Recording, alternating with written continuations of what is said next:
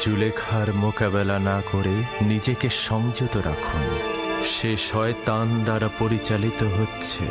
যেহেতু ইউসুফ তার কামনার প্রতি আনুগত্য করছে না, তাই সে জবরদস্তির আশ্রয় নিয়েছে। সে ক্রমাগত কৌশল করে যাচ্ছে। এটা শয়তানেরই ফাঁদ।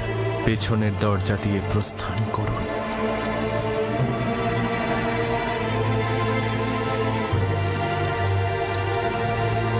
হে খোদার নবী, একাত্মবাদী খোদার পক্ষ থেকে এই পয়গম, পেছনের দরজা দিয়ে প্রস্থান করুন।